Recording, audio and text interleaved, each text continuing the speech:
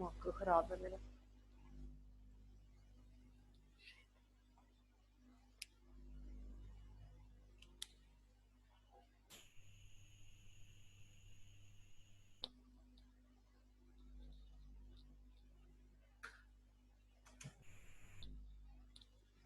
Assalamualaikum everyone. I hope you're all doing fine. Today we'll be starting the next chapter, and the chapter's name is Biological Molecule. And before that, I would want all of you to try and attempt the exercise questions of chapter number 1. Take a day or two, and then if you find any difficulty, you can contact me through my email address. Right. So, starting with biological molecules. This is one of the key chapters of your book, and we will be using this chapter throughout now in all the chapters, right? So, I want you to understand each and every concept very clearly. Some of the topics you've already studied in O3, like you've studied carbohydrates, but we'll be going in a bit more detail, right? So, why and how are biological molecules or even molecules important? You must be used to listening to the word molecules only in chemistry, right? Okay, let me just clarify a few things. Till now, we were saying that the smallest unit of life is a cell, and that is true. The smallest unit of life is a cell. But the cell is also composed of atoms and molecules. As you all know, that the smallest unit of matter is atom, right? So atoms and molecules, they join together and they form cells, right? So therefore, we'll be studying actually the molecules that make up the cell, right? So basically, we're going to molecular level of the cell, the study of life at molecular level. The branch of biology, which uses the study of cell at molecular and atomic level, that branch of biology is termed as molecular biology. We call it molecular biology. The branch of biology in which we study the cells at atomic or molecular level, that branch of biology is termed as molecular biology. So this chapter is directly linked to molecular biology as well as biochemistry. What do we mean by biochemistry? We are combining two branches, right? Biology and chemistry, two branches of science, right? So biochemistry basically means all the chemical reactions that are taking place in your cell. Basically, you can say that biochemistry is the study of metabolism of your body, right? All the chemical reactions collectively that occur in your body, they are termed as metabolism. So basically, the study of all the metabolic reactions that are occurring in the body, the study of the metabolism of the cell, that is termed as, that is linked directly to what? Biochemistry. So this chapter, in a way, is linked to both these branches, biochemistry and molecular biology. We'll be studying a lot of molecules, we'll be studying them in detail, how they make up the cell, how the cells make up the body, and how they're important, what are their functions, what are their roles in our life, right? So as far as metabolism is concerned, there are two basic types of metabolism or two basic forms of metabolism, right? One is termed as anabolism and the other one is called catabolism, right?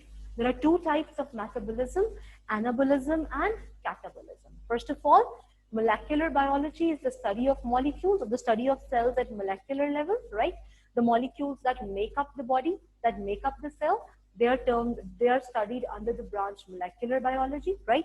Then we are linked directly with what? Biochemistry. What is meant by biochemistry? The study of all the chemical reactions occurring in the body, that is termed as what? Biochemistry basically, or metabolism. The study of metabolism is studied in biochemistry. Then there are two basic branches of metabolism or two basic types of metabolism, anabolism and catabolism, right? So what is meant by anabolism and what's meant by catabolism? Anabolism basically is building up reactions. When smaller molecules come together and they give rise to larger molecules, that is termed as anabolism, as in the case of photosynthesis. In the case of photosynthesis, what happens, I'm not balancing the equation, carbon dioxide plus water in the presence of sunlight and in the presence of chlorophyll gives rise to what? A molecule of glucose and oxygen and water, right?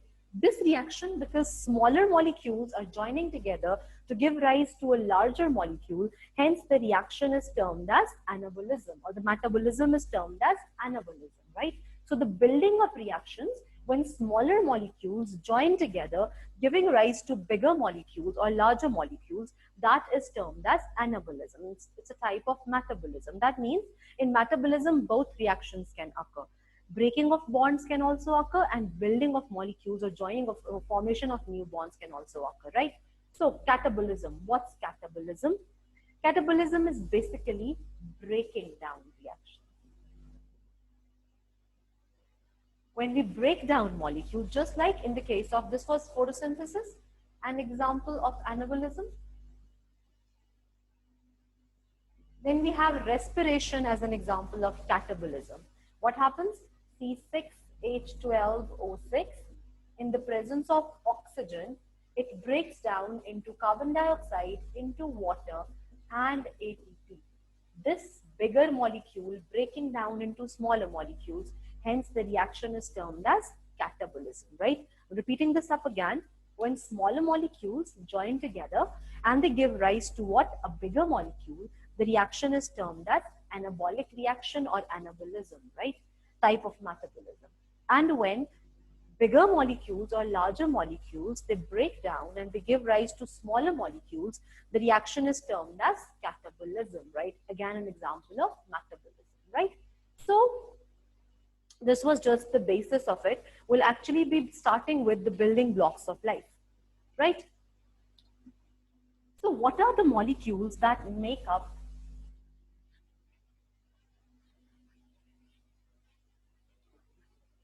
what are the molecules or elements that make up the living organisms, right? There are a lot of elements that make up, like, you know, that there are 92 elements, right? Out of those 92, there are about 6 elements that are found in excess in your body. And then again, out of those 6, there are only 4 that make up the majority part of your body, right? And those elements are carbon,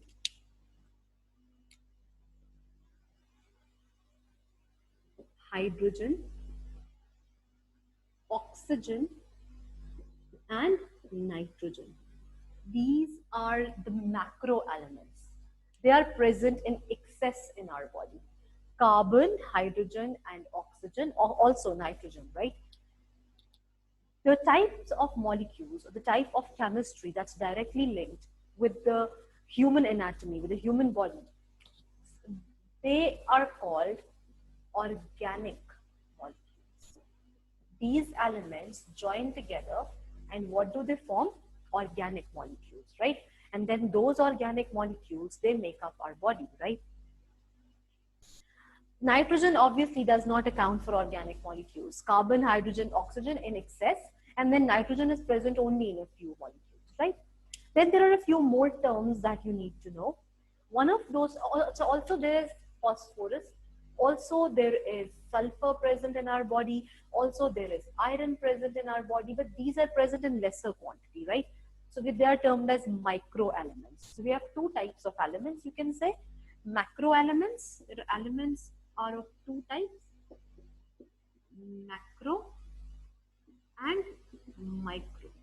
The ones that are present in major quantity in the body, they are termed as macro elements, and the ones that are present in the lesser quantity in body, they are termed as micro elements, right? So out of the macro, these 4 are most important: carbon, hydrogen, oxygen, nitrogen. Then there is zinc, then there is iron, then there is sulfur, then there is phosphorus, that make up your body as well, but they're all what? Micro elements, right? Okay, so these elements, all of these elements, they come together and they give rise to what? Organic molecules. And then these organic molecules make up the bodies of different individuals, of all, or like our bodies and other animals' bodies, right? So basically they make up the cell first, right? We start from the atomic level, atomic and subatomic level we have. That is the atoms that come together, the elements, right? They come together and what do they form? Molecules. So we come to the molecular level then, right? Like you can say at this level you have carbon, hydrogen, oxygen, those coming together giving rise to what? Carbohydrates, proteins. This is the molecular level. This is what we'll be studying in this chapter, the molecular level. Then molecules come together and they give rise to what? Cells. So we come to what? Cellular level. Then cells come together and what do they form? Tissues, right? Then tissues come together and what do they form? Organs. Then organs come together and what do they form? An individual, right? So this is how the sequence is followed, right? So we are here, we are studying these two parts. We'll be studying the individual at atomic and molecular level in this chapter, that what are the atoms and molecules that make up our body, how do they function, right? So basically, this is what we studied in the previous chapter, right? What is the cell made up of? What does the cell look like? Now we'll be studying all the organelles. We'll be discussing all the organelles and everything at molecular and atomic level. So while we are studying the molecules, we'll be studying where they're present and how do they function, right? Okay. So organic molecules are formed, right? And then we have a few terms that we need to clarify at the beginning of the chapter, right? The terms are macromolecules. What are macromolecules? What are polymers? And what are monomers? Right? So first of all, the term macromolecule, as the name indicates, macro means big or huge, right? So huge molecules or big molecules, they are termed as what? Macromolecules. So when these elements, they join together and they form big molecules, they form huge molecules, we call them macromolecules. The difference between polymers and macromolecules is polymers are made up of, they're also huge molecules, but they're made up of same repeating unit. As you might have studied in O3, that starch is made up of about 200 to 400 molecules of glucose. 200 to 400 molecules of glucose join in a straight chain or branched chains, and what do they form? They form a huge molecule of starch. Hence, starch is a polymer because glucose is repeated over and over again, right? So when a molecule is made by the same repeating units, we call it what? A polymer. You can say starch is a polymer of glucose, right? So we'll not use the term macromolecule for it. We'll use the term polymer. So you can say that every polymer is a macromolecule, but every macromolecule is not a polymer. In macromolecule, you have lipids. They are made up of fatty acids and glycerol, but every lipid has different types of fatty acids. Some have 2, some have 3, right? Some have even 1. So lipids are macromolecules because they're not made up of same repeating units, right? But the molecules that are made up of, or the macromolecules that are made up of same repeating, like starch, like glycogen is a macromolecule of glucose again, right? Like cellulose is a macromolecule of glucose again. Like proteins are polymers, right?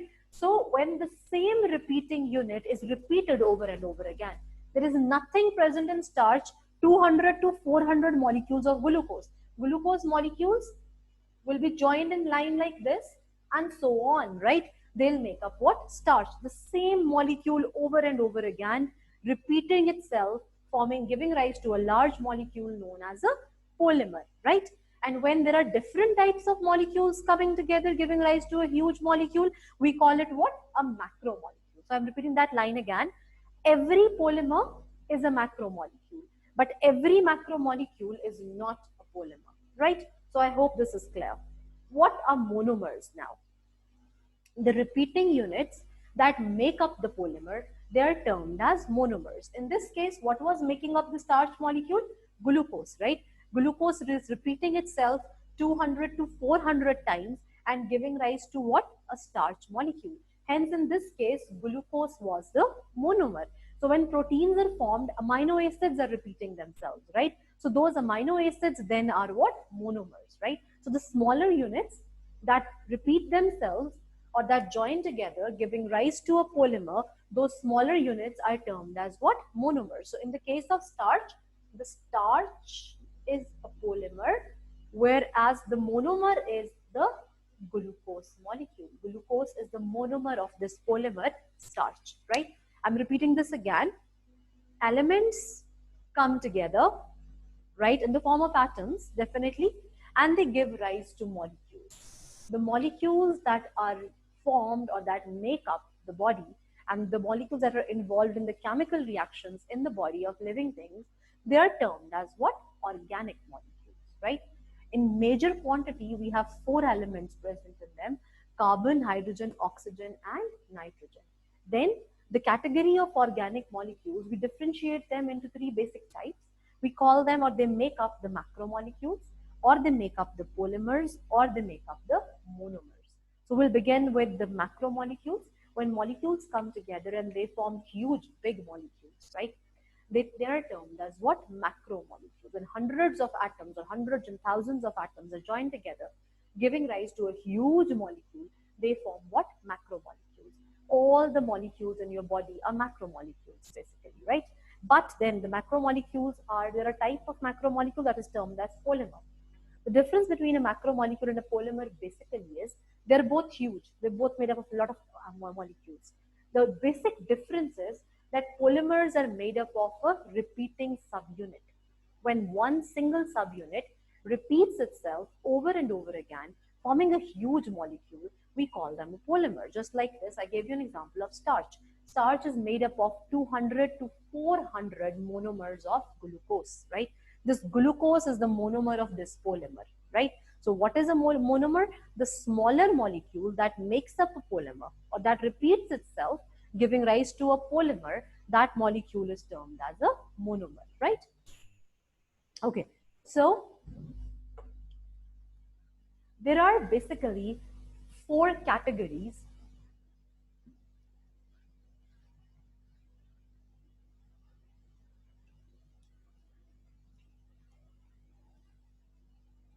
there are basically four basic types of polymers or macromolecules that make up your body, right?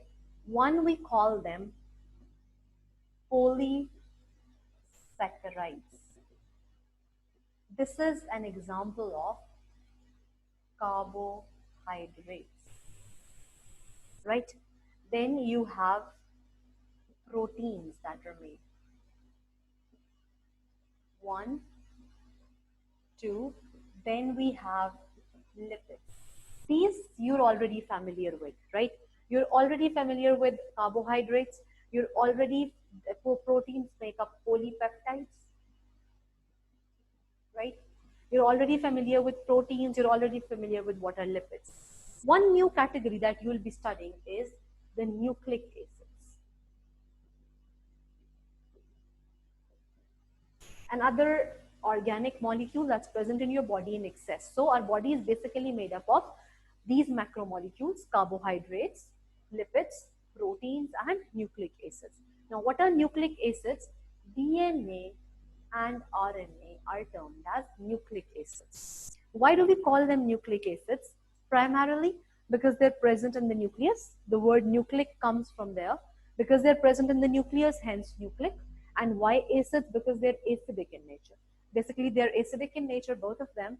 So we call them, therefore we call them nucleic acids. And we'll be studying further chemistry later on, right? So out of these three, I'll make a star on the polymers. Carbohydrates are polymers of monosaccharides, right?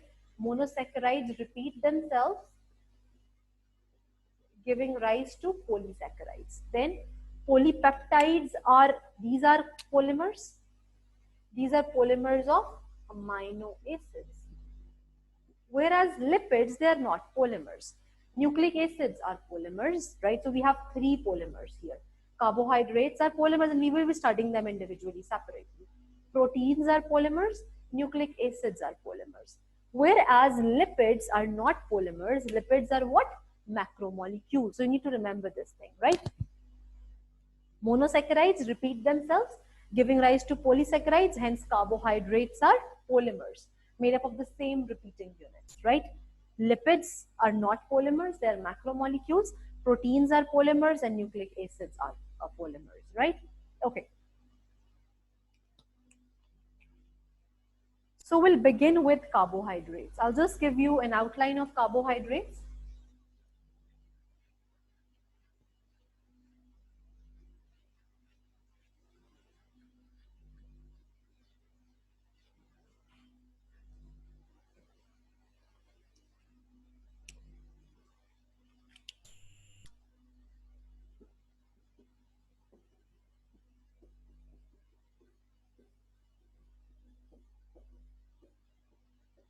Okay.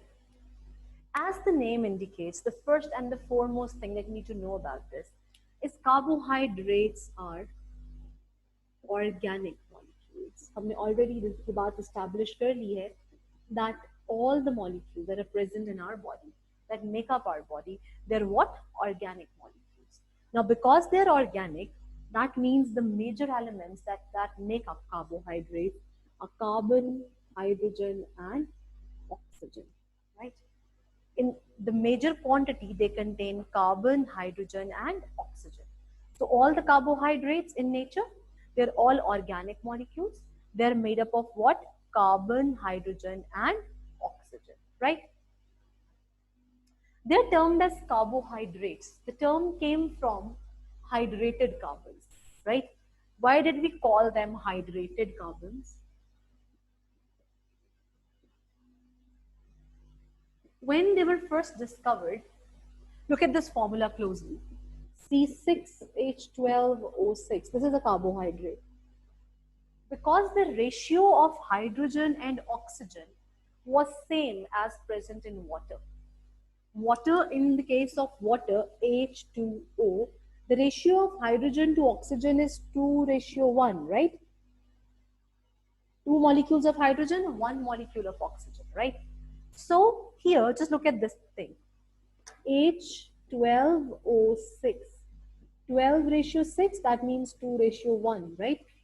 So if you have C12H22O11, another carbohydrate, C, 22:11, 2:1, right?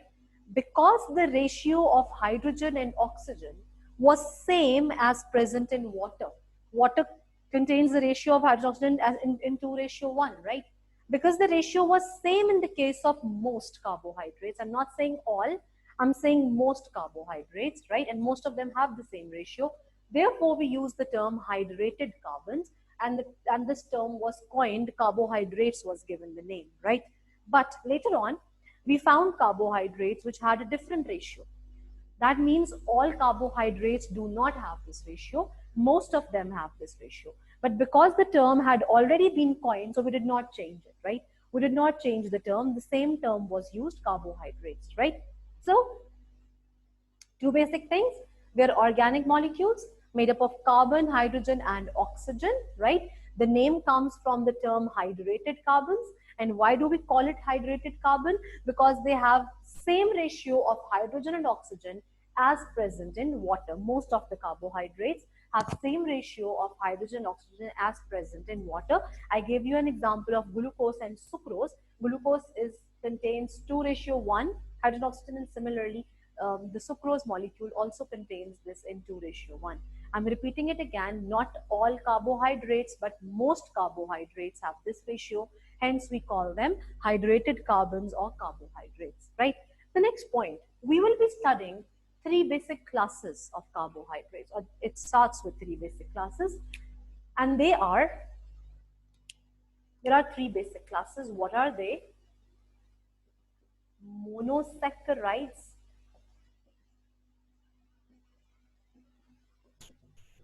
disaccharides, and then you have polysaccharides. Saccharide is derived from a word, saccharon.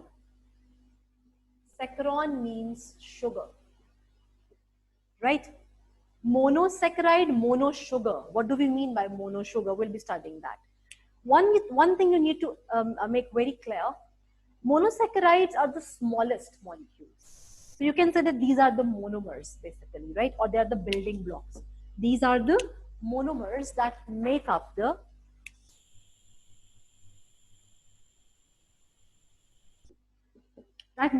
this polymer. Polysaccharides is the polymer, right? So this monomer or monosaccharides, they give rise to what? Polysaccharides. Polysaccharides are polymers, right? So what are monosaccharides or what they are made up of? We'll be studying that today, right? Carbohydrates, three basic classes: monosaccharides, disaccharides, polysaccharides, right? So the smallest monosaccharide that you have is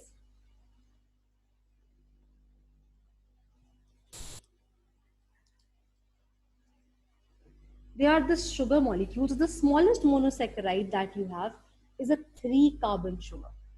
It starts with 3 carbon, right? And then it goes on to a 4-carbon sugar, a 5-carbon sugar, a 6-carbon sugar. So we classify them on the number of carbons that are present. The smallest monosaccharide in nature has 3 carbons, and they're called 3-carbon sugars are called trioses, right? 4-carbon sugars, the sugars that have 4 carbons in them, they're called tetraoses. O stands for sugar, right? 5-carbon sugars, they're called pentoses.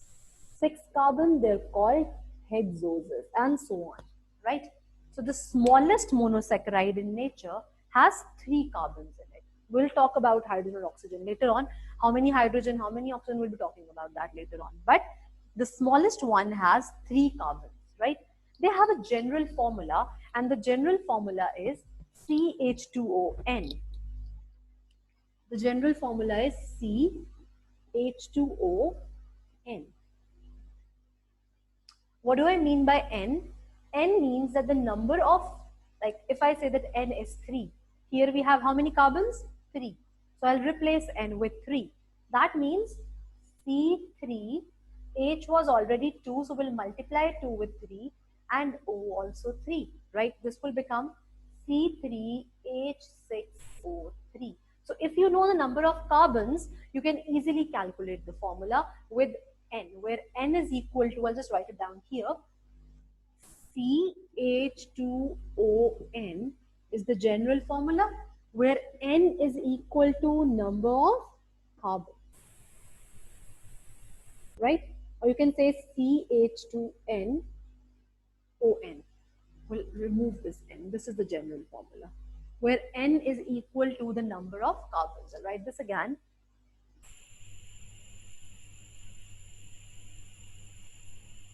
CnH2nOn, right? N is equal to the number of carbons. So this way I can tell you, if the number of carbon is 3, we just did that. C3H6O3. If the number of carbons is 4, we'll replace this N with 4. C4H8O4. C5H10O5. C6H12O6. So these are the general formulas of trioses, tetraose, pentaose, hexaose, right? I am telling you this because we'll be using this a lot, right? And you also have this in your syllabus, right? So the smallest unit of a carbohydrate is what? A monosaccharide. Monosaccharides are basically monomers of polysaccharides, which are what? Polymers, right? The smallest monomer or the smallest monosaccharide that exists in nature is what? A 3-carbon sugar. The 3-carbon sugar is called what? A triose. 3 is a triose. The 4-carbon sugar is called a tetraose. The 5-carbon sugars are called pentoses. The 6-carbon sugars are called hexoses. They have the general formula CH2ON or CnH2nON, right? Where N is equal to the number of carbons. So if the number of carbons is 3, you'll have it what? C3H6O3. Number of carbons is 4. According to this formula, the formula of tetraoses will be C4H8O4. The formula of pentoses will be C5H10O5. The formula of hexoses will be C6H12O6, right? Okay, all the monosaccharides are sweet in taste. If you come to the physical properties, all of them are what? They are sweet in taste. and we use a general term sugars for them. They're called sugars because they're sweet in taste. Also, they are soluble in water, right? Also, they're able to pass through cell membrane because they are small in size, hence they are able to pass through the selectively permeable cell membrane, right? These are the four basic properties that you need to know. Also, we'll not be studying any trioses, we'll not be studying any tetraoses, but we'll be studying pentoses and hexoses. Now, what is the role of the pentose? We'll be studying it in detail, but you need to know that pentoses are present in the DNA and RNA molecule. Pentoses make up the DNA and the RNA molecule. What about hexoses? The sugars that you have studied the most, glucose, that's a hexose.